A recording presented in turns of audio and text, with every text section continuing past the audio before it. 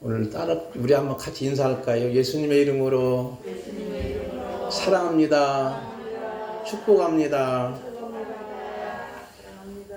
오늘은 요한복음 두 번째 말씀을 나누겠습니다. 첫 번째 주제가 뭔지 아시는 분? 지난주에 말씀드렸던 거? 너무나 간단한데 한 주간 동안 다 까먹으셨네요. 따라합시다. 생명의 빛. 오늘은 그와 연결돼서 빛의 증언자. 여러분이 증언이란 말이 단순한 말이 아닙니다. 성경에 보면 증언, 증인이란 말이지요.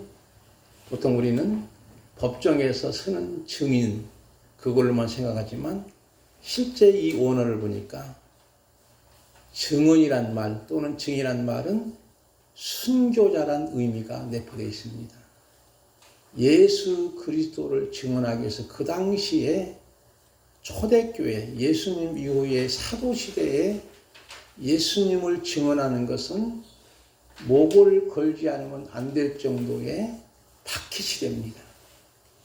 네로와 또는 도미티안 이 로마 황제들이 얼마나 믿는 사람을 박해했는지, 지금도 원형 경기장 콜로세움이 있는데 그곳에 예수 믿는 사람과 짐승과 사투를 새기며 믿는 사람을 희생시키고 죽이는 그러한 안타까운 모습에서 정말로 예수님의 증언되기 위해서는 너희들이 생명을 걸어야 돼. 이런 의미가 내포된 줄 압니다. 오늘 우리는 이제 증인, 바로 증언자, 이런 것을 우리 같이 생각해 보면서 예수님만이 참빛이기 때문에 생명을 살리게 됩니다.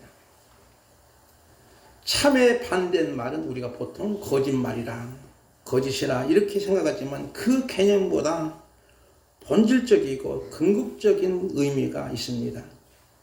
그래서 참빛은 생명을 살리는 거예요. 태양빛이 식물을 살리고 사람의 건강에 도움 주는 비타민 D를 제공한다고 하지만 우리의 영혼을 살리는 것은 아닙니다. 강원도 앞바다에 보면 저녁에 오징어 배들이 불을 팍 킵니다. 여러분이 아시다시피 등이 몇 개나 되는지 모르지만 셀 수 없을 정도로 쭉 닫아놓고 오징어 잡으러 가는 거예요. 그 등불이 무슨 등인 줄 아십니까? 집어등. 쉽게 말하면 오징어를 잡기 위해서 불빛을 비추는 거예요. 오징어들이 몰려오라고. 이 빛은 생명을 살리는 걸까요? 생명을 죽이는 걸까요? 생명을 죽이는 집어등입니다. 그런 면에서 오늘날도 가짜 빛인 거짓 선지자들을 조심해야 됩니다. 참빛과 가짜빛. 오늘날에도 적그리스도가 광명의 천사로 유장합니다. 그리고 생명을 살리는 것이 아니라 생명을 죽입니다. 그렇지만 이 마귀의 장난은 오래가지 못해요. 무섭게 화평을 깨고 분쟁을 일으키지만 일시적입니다. 그러면 우리 권사님 기도한 대로 잘 버텨내는 거예요. 코로나 2년 동안도 버텨냈습니다. 요즘은 오미크론. 이 오미크론은 여러분이요, 더 센 것이 아니겠습니까? 그래서 제가 이제 지난번에도 광고 드렸듯이 마스크를 94만 쓰라는 이유가 오미크론은 94밖에 방역이 안 된답니다. 일반 비말 마스크는 안 된다는 거예요. 그래서 여러분이 다 그렇게 쓰셔야 돼요, 앞으로.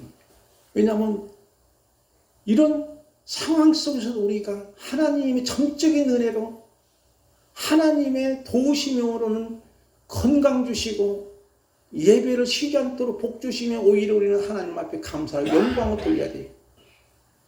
이와 같은 전염병, 질병이 역사적으로는 계속 이어졌어요. 메르스 사태라든가 페스트 사태라든가 콜레라 사태라든가 이런 사태들이 계속 일어나고, 앞으로 여러분이 이 코로나하고 하는 19가 끝날지라도 또 어떤 질병이 닥칠지 모르는 거예요. 그것이 이미 벌써 성경에 적그리스도가 출현함을 통해서 일어나는 사건입니다. 왜냐하면 계속적으로 마귀가 장난을 치는 거예요. 그때마다 우리는 믿음의 힘으로, 사랑의 힘으로 견뎌냅니다. 기도의 자리가, 예배의 자리가 축복의 자리인 줄 믿습니다. 6절 말씀을 한번 볼까요? 우리 김명식 목사님 읽어주실까요? 하나님께로부터 보내심을 받은 사람이 있으니 그의 이름은 요한이라. 아멘. 아멘. 하나님께로부터 보내심을 받은 사람이 누구라고요? 요한. 여기는 세례 요한이 아니라 사도 요한. 하나님께서 보내심을 받은 요한이라는 말을 빼놓고 명심이라 이렇게 한번 넣으시면 괜찮겠습니다. 우리 김학순 권사님은 하나님께서 보내심을 김학순 권사라 믿어집니까?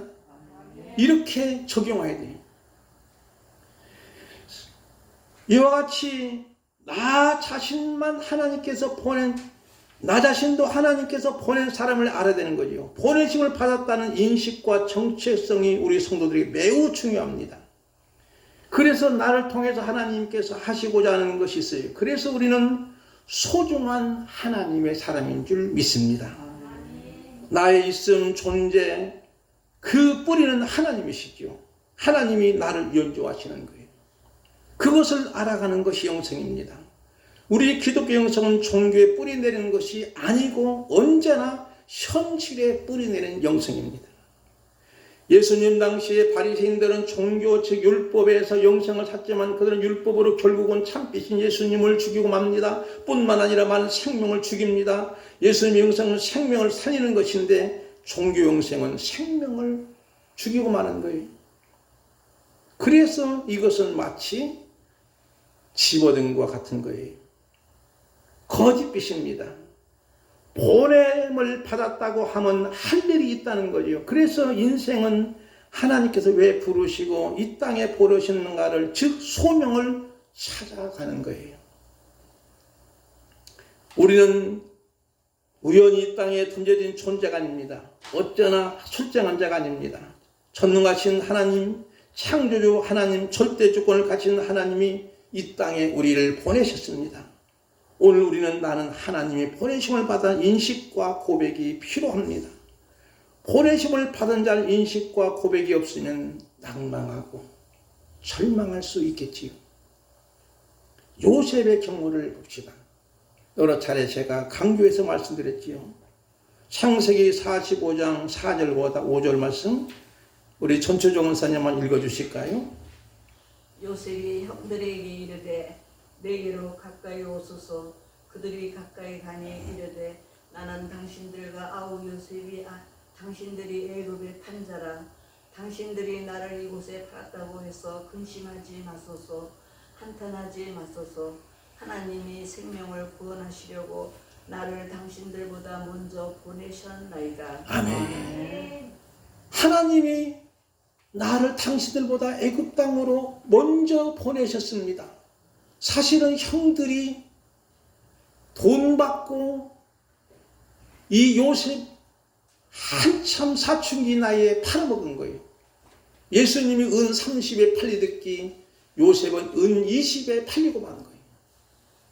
그런데도 형들이 나를 팔았으니 내가 정말로 엄청나게 어마어마한 고생했으니 형들 두고 보십시오.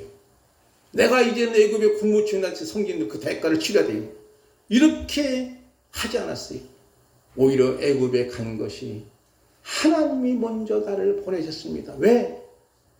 하나님이 많은 생명을 구원고자 하기 위해서 나를 이곳에 보내신 것을 그는 고백하고 그 인식을 알게 되고, 언제 알았냐면 형들이 곡식사러 오는 거예요.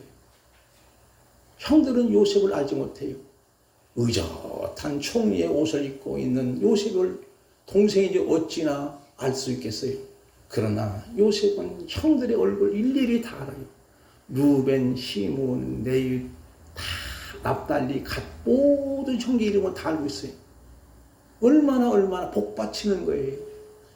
그런데 그 마음 속에는 하나도 분노심이 없는 거예요. 원한이 없는 거예요. 왜? 하나님이 나를 이곳에 보내셨구나. 형들이 와서 내게 무릎 꿇고 좋아하는 모습을 보니까 이미 나에게 주신 꿈이 생각나는 거예요. 그래서 그는 이렇게 고백하고 있는 그런 모습을 보는 겁니다. 그러므로 우리를 하나님께서 이 땅에 보내심은 생명을 구원하려고 보내신 거기 때문에 우리는 보내심을 받았으면 이 사람은 언제나 이 모든 사람들에게 선물되는 삶을 살아가는 줄 믿습니다. 다른 사람에게 내가 있음으로 통해서 선물되는 거예요. 그래서 당신 덕이요. 당신 때문이 아니라 당신 덕이요. 이렇게 들을 수 있는 저와 여러분 되기 원합니다. 아멘. 7절 말씀을 보겠습니다. 7절 말씀은 우리 홍선희 집사님 읽어주실까요?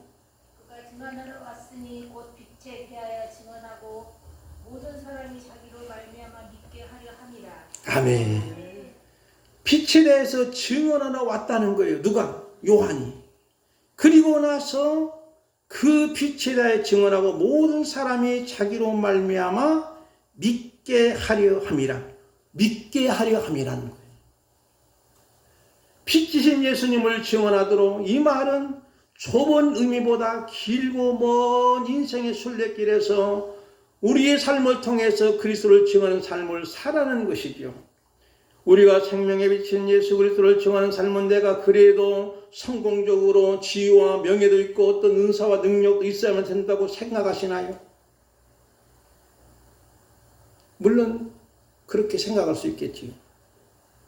그러나 나같이 아무것도 없는데 약하고 무능한데 내가 어찌 예수님을 증언하지? 나는 아니야. 하나요? 그러나 사실은 오히려 약하고 아무것도 없지만 나의 삶에서 무너지지 않고 잘 버티고 울며 기도할 때 하나님은 약한 나로 통해서 강하게 사용하여 주실 줄 믿습니다. 우리가 성공적인 삶에 대해서 교만하고 오만하고 호죽투성이라면 그리스도의 증언이 아니라 오히려 강원도 앞바다에 집어등이 되고 마는 겁니다. 오늘 우리의 삶이 그러서는 안 돼요. 야, 내가 남보다도 말이요. 나 없으면 안 돼. 수진동교는 나 없으면 안 되는 거야. 이 고집과 아집과 교만과 있다면은요.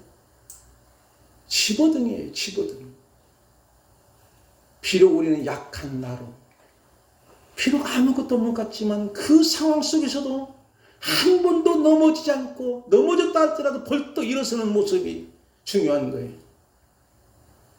그 모습을 통해서 우리의 주변 사람들이 그분은 정말로 예수쟁이야. 그분 때문에 예수님을 믿어야지. 제가 한번 수요일 날인가 이런 말씀을 드린 적이 있습니다. 강원도 산골에서 목회하시는 분이 있었어요.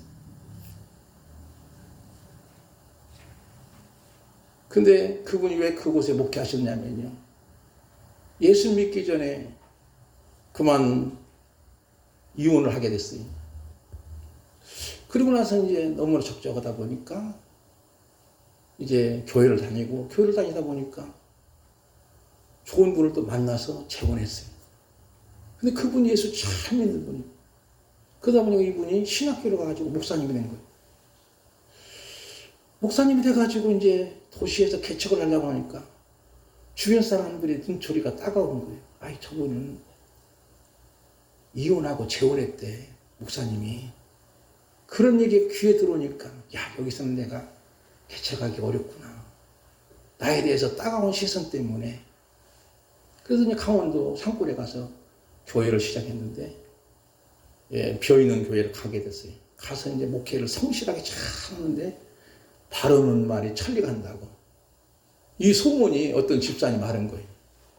집사님이 소문 내기를, 아니, 저 애는 손자가 아니고 아들이래. 이제 늦게 자식을 낳았으니까. 손자가 아니라 아들이래.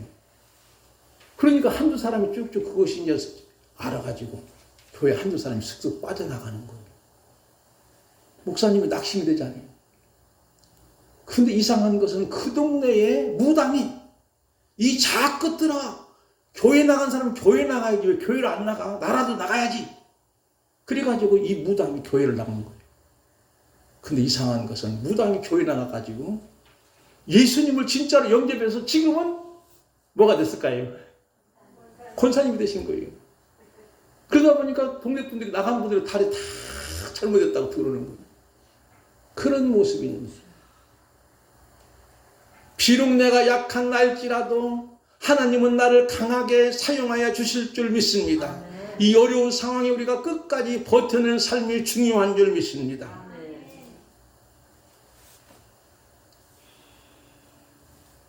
저는 제가 이런 얘기해서 죄송하지만 우리 권사님들이 묵묵히 버텨내시는 모습, 새벽에 나오시고 6시도 못 돼서 출근도 하시고 그런 모습들이 너무나 고맙고 감사하고, 그런데 정말 우리가 그런 아름다운 모습이 우리 교회를 버티는 힘 아닌가 하는 생각을 갖는 거예요. 비록 우리가 약한 거예요. 나약한 거예요. 뭐가 가진 것이 있어요. 우리 모두가 어떤 재벌도 없어요. 지위도 있는 것도 아니에요. 박사도 있는 것도 아니에요. 사장도 있는 것도 아니에요. 그렇지만 이렇게 우리가 하나님의 몸된 교회가 이 어려운 상황에도 감당할 수 있도록 복 주심은 전적인 하나님의 은혜고, 하나님 우리를 이 땅에 보내신 대로 우리를 사용하시는 줄 믿습니다. 그러므로 우리는 예수님의 영성은 무엇보다도 현실에 뿌리내는 영성이기에 우리 성도들은 예수님처럼 거룩함입니다. 거룩이라는 말은 원어에 보니까 카도시라는 말을 씁니다. 한번 따라합시다. 카도시. 밝게 하다, 또는 따뜻하게 하다, 새롭게 하다, 그리고 헌신하다, 그런 의미가 있어요. 우리가 보면 거룩하다 보니까 야 내가 성경 딱 끼고 거룩한 척하고 의젓한 척하고 하는 것이 아니라 나로 통해서 주변에 있는 사람들을, 어려움이 있는 사람들, 그러진 사람들에게 밝게 해주고 정말로 추위에 떠는 이들에게 따뜻하게 해줄 수도 있고, 또한 그들을 새롭게 할 수 있고, 그들에게 하기 위해서는 우리 자신이 한 아래에 밀려서 헌신해야 됩니다. 이것이 바로 빛과 소금이에요. 빛이 나기 위해서는 어떻습니까? 희생이 필요한 겁니다. 소금이 맛을 내기 위해서 소금이 녹아지가 돼요. 소금이 있는데 항아리 속에 있는 소금이 그 항아리에 도로 들어가면 소금이 맛이 될까요? 똑같은 거잖아요. 소금은 녹아져야 됩니다. 헌신해야 됩니다. 이런 모습입니다. 이런 힘이 바로 사랑의 힘입니다. 또한 이 사랑의 힘이 죽음보다 강하며 바로 빛과 소금으로 사랑하는 삶이지요. 7절 하반절 말씀을 또 제가 이제 보겠습니다. 7절 하반절에 모든 사람이 자기로 말미암아 믿게 하려 함이라. 믿게 하려 합니다. 여러분, 금년 한 해는 나로 말미암아 다른 분이 믿게 하는 역사가 있기를 축복합니다. 우리 권사님 한 분이 전화가 어제 저녁에 왔어요. 목사님 오늘 꼭 모시고 가려겠는데 그분이 있구만. 동서가 또 세상에 떠났다니. 그러니까 동서가 세상 떠나니까 또 가야 된다고 자꾸 마귀가 장난친다고. 그렇지만 포기하지 마세요 그랬어요. 언젠가는 그분이 오실 수 있습니다. 그런 모습이에요. 아이고 저 사람은 틀렸어 그러지 말고 포기하지 않는 거예요. 끝까지 하는 데까지 전도하게 되면 하나님께서 언젠가 역사하실 줄 믿습니다. 내가 정말로 구원의 통로자가 되기를 바랍니다. 요한복음의 기록 목적은 요한복음 20장 31절인데 우리 홍미자 권사님 아주 중요한 말씀 읽어주실까요? 오직 이것을 기록하는 너희로 예수께서 하나님의 아들 그리스도이심을 믿게 하려 하며 또 너희로 믿고 그 이름을 힘입어 생명을 얻게 하려 함이니라. 아멘. 너희로 믿고 그 이름을 힘입어 무엇을 얻게 하라고? 생명을 얻게 하려고. 그러면서 우리에게 믿음 주신 것은 내가 잘나서 믿음 준 것이 아니고, 에베소 2장 8절 말씀 보니까 우리 홍선희 집사님께서 뒷까지 읽어주시면 되겠습니다. 2장 8절 9절까지. 너희는 그 은혜에 의하여 믿음으로 말미암아 구원을 받았으니 이것은 너희에게서 난 것이 아니요 하나님의 선물이라. 9절 말씀도요. 너희에게서 난 것이 아니니 이는 누구든지 자랑하지 못하게 합니다. 아멘. 봅시다. 믿음은 하나님의 선물이잖아요. 그러면 우리는 내가 뭐 누구보다도 더 많이 잘 믿었다고 자랑할 필요가 없어요. 하나님이 주신 선물인 줄 믿고 오히려 그 은혜에 감사하고 감격하고 경탄하고 이렇게 하나님 앞에 영광을 돌리는 것이 우리의 삶인 줄 믿습니다. 9절 말씀을 이제 우리 허욱자 권사님께 읽어주실까요? 참빛 곧 세상에 와서 각 사람에게 비추는 빛이 있어나니. 아멘. 참빛. 이 말이 무슨 뜻이냐? 아까 이제 서론에서 드린 것처럼 참되고 진실함. 그래서 이름과 실체가 똑같다는 거예요. 명실상부하다는 거예요. 아버지와 아들이 6.25 전쟁으로 통해서 갈라지게 됐습니다. 이때 아버지는 아들에게 신분증을 꺾고 나누어 한쪽을 주게 됩니다. 나중에 이산가족의 만남을 통해서 만나게 되는 거예요. 진짜 아들인지 아닌지. 근데 아들이 아버지가 신분증을 딱 꺾어주는 것을 가지고 온 거예요. 아버지도 마찬가지고 꺾어준 대로 딱 대보니까 맞을까요? 안 맞을까요? 딱 맞잖아요. 그런 뜻이에요. 딱 맞는다. 바로 정말로 이게 진실이라는 것이요. 그러므로 아까 말씀드린 것처럼 거짓의 반대 개념보다 본질적이고 궁극적인 것을 의미하면서 바로 예수님이 생명의 주이시고 하나님이심을 보여줍니다. 그래서 우리는 10절부터 12절 말씀까지 한번 볼까요? 10절부터 12절까지 교독합시다. 그가 세상에 계시며 세상은 그로 말미암아 지은 바 되었으되 세상이 그를 알지 못하였고 영접하는 자 곧 그 이름을 믿는 자들에게는 하나님의 자녀되는 권세를 주셨으니. 아멘. 거기까지만요. 영접하는 자, 그 이름을 믿는 자들에게는 뭐가? 하나님의 자녀가 되는 권세를 주셨으니 그랬잖아요. 여기에 중요한 것은요, 바로 알지 못한다는 말이 나오죠. 알지 못하였고, 예수님이 생명의 빛으로 참빛으로 오셨는데 세상 사람들은 알지 못해요. 여기서 알다. 이 말은 무슨 뜻일까요? 여러분이 예를 들어 문재인 대통령 다 아시죠? 혹시 모르는 분이 있으십니까? 손 들으시면 제가 알려드릴게요. 문재인 대통령 이름을 다 알잖아요. 청와대 계시고 그의 부인은 김정숙이고 여러분 알잖아요. 그런데 여러분 그것 가지고 내가 대통령 알아 그렇게 말할 수 있을까요? 그게 아니에요. 여기에 그런 뜻이 아니에요. 단순히 이름 알고 그분의 취미가 무엇인지 그분의 무슨 음식이 좋아하는지 그것을 아는 것이 아니라 이 안다고 하는 것은 관계 개념이에요. 가장 잘하는 분이 누굴까요? 같이 사시는 분이에요. 그게 바로 안다고 하는 의미예요. 그러므로 여기서 알지 못한다는 것은 주님과 같이 살지 못하니까 결국은 주님을 알지 못하니 주님을 참빛인 생명의 빛이신 예수 그리스도를 영접하지 않는다는 거예요. 그런 의미입니다. 그래서 오늘 우리가 이 땅에서 많은 사람들이 알지 못하는 이유는 혼돈의 세상, 불경하는 세상이기에 어둠 때문에 거절하는 것이죠. 그러므로 세상 사람들이 왜 하나님을 무시할까요? 무지해서 그래요. 알지 못해서요. 하나님의 크신 사랑을 전혀 알지 못합니다. 우리는 신앙의 깊은 곳, 안방에까지 들어가지 못하고 만약에 홍해 건너 아직도 홍해의 기적만을 묵상하며 홍해 바닷가에만 머물고 있다면 종교 영성입니다. 무슨 뜻인지 아십니까? 이스라엘 백성이 홍해를 건넜어요. 홍해 건넜으면 이제는 광야 40년 거치고 하나님 약속의 땅 적과 꿀인 가나안 목지까지 들어가는 것이 목적지인데 야 우리가 하나님의 막 축복으로 하나님의 놀라운 기적으로 막 급하고 강한 바람이 불 때 홍해가 쫙 가라져가지고 홍해를 건너왔어. 그래가지고 홍해 바닷가에 있으면 계속해서 그런 기적만을 기다리는 신앙이 그게 일명 기복신앙이라고 합니다. 종교 영성입니다. 그러나 우리는 홍해를 건넜으면 광야 40년 시련의 기간도 있어요. 고난의 기간도 있어요. 연단의 기간도 있어요. 그것을 거쳐야 돼요. 그래야만 적과 꿀이 흐르는 땅에 들어가는 바로 우리의 신앙의 깊이가 안방까지 들어가는 삶이 되기를 주님의 이름으로 축복을 드립니다.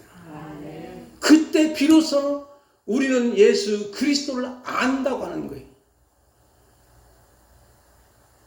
제가 이제 목사로서 성경을 남보다 좀 더 보지 않습니까? 물론 목사 세계에서는 나보다 더 많이 보는 사람도 많지만은 알면 할수록 모르는 것이 더 많아요.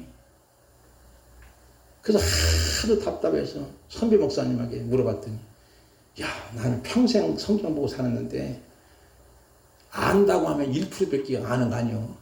그러더라고요. 1%만 안다는 거예요. 그러면 99%는 모르는 거라는 거예요.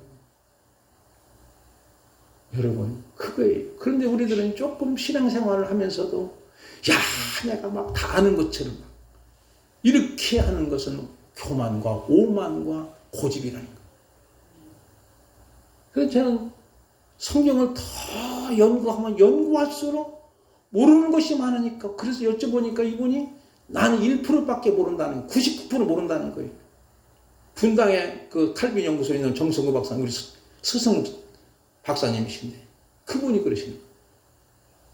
지금도 연세가 많으시고 머리 허연하셔가지고 건강하셔가지고 거기서 이제 서재가 있고 책도 막 어마어마하게 많이 쓰더라고요. 그러면 우리 보러 재군 아니면 다 자네들 이런 식으로 이야기합니다. 근데 그분이 그러십니다. 자기는 그렇게 연구했어도 1%밖에 모른다는 거예요. 사랑하는 성도 여러분, 우리가 기왕이면 신앙의 깊은 안방까지 들어가서 하나님의 마음을 아시기를 바랍니다. 하나님이 나를 얼마나 지극히 사랑하시냐면 하나밖에 없는 독생자 예수 그리스도를 이 땅에 보내시고 나를 살리기 위해서 보내신 생명을 살리기 위해서 아들까지 내어놓으신 그 크신 사랑을 우리는 알게 되는 줄 믿습니다. 그래서 호세아 선지자는 그러므로 우리가 여호와를 알자, 심도 여호와를 알자. 그가 나타나심을 새벽까지 어김없나니 비와 같이 땅이 적시는 낮에 비와 같이 우리에게 임하시로다. 나는 이래를 원하고 채소를 원하지 아니면 번제보다 하나님을 아는 것을 원하노라 그랬습니다. 12절 말씀을 볼까요? 12절 말씀은 우리 호흡자기 권사님께서 한번 읽어주실까요? 영접하는 자, 그 이름을 믿는 자에게는 하나님의 자녀가 되는 권세를 주셨으니. 아멘. 하나님의 자녀가 되는 권세를 주셨으니 내면적으로 깊은 관계죠. 영접한다고 하는 것은 그냥 단순히 우리 집 손님 어떻게 오셨어요? 커피 한잔 합시다. 아니면 생각차 한잔 합시다. 이렇게 하는 것이 아니에요. 이 말씀은 뭐냐면 예수님을 향해 나가는 자예요. 정말 믿음보다도 더 강력한 표현이에요. 그를 믿는 자는 현재 능동태 분사입니다. 내가 예수님 구주로 영접했으면 어떠한 경우라도 끊임없이 믿음으로 살아내는 거예요. 믿음이라는 말은 피스토스거든요. 그러면 피스톤에서 나온 말. 피스토스라는 말은 피스톤이거든요. 그러면 피스톤이 뭘까요, 여러분? 자동차 엔진에 보면은요, 실린더가 있고 피스톤이 있습니다. 여기서 자동차 시동 걸고 나서 대전까지 왔다 갔다 하면은 피스톤이 수억 번 왔다 갔다 되는 거예요. 그걸 의미하는 거예요. 믿음이라고 하는 것은 내가 계속적으로 믿음으로 끊임없이 살아가는 삶을 의미합니다. 그런 모습에서 우리가 믿음은 영원히 변치 않는 믿음으로 살아가는 거예요. 13절 말씀은 마지막으로 우리 김양선 장님 읽어주실까요? 이는 혈통으로나 육정으로나 사람의 뜻으로 나지 아니하고 오직 하나님께로부터 난 자들이니라. 아멘. 하나님께로 난 자는 바로 어떻습니까? 하나님의 자녀의 권세를 받는 것은, 권세라는 말은 능력의 개념보다는 특권입니다. 쉽게 말하면 내가 하나님의 자녀로 살아내는 내적인 힘을 의미합니다. 삶의 과정이며 하늘의 시민으로 살아가는 것이에요. 하나님의 자녀가 되는 것, 혈통과 육정으로나 그 사람의 가문이 중요한 것이 아니라 하나님께로 난 자들입니다. 이 말씀은 창조의 의미입니다. 그러므로 하나님의 자녀가 된다고 하는 것은 새로운 창조예요. 그래서 고린도후서 5장 17절 말씀처럼 보라, 새 것이 되었도다. 여러분과 제가 예수님을 믿음으로 새로운 사람이 된 줄 믿습니다. 물과 성령으로 거듭난 새로운 삶이, 그게 바로 하나님의 자녀의 새 창조, 재창조의 사람이에요. 그러게 우리는 어떻게 살아야 될까요? 바로 하나님이 보내심을 받은 자로 참빛이며 생명 그 자체이신 예수 그리스도를 증언하는 하늘의 시민답게 하나님을 사랑하는 자녀답게 살아가는 영적인 부요한 자가 되시기를 주님의 이름으로 축복을 드립니다. 우리 그냥 앉아서 복음송 부르고 헌금 시간 갖겠습니다.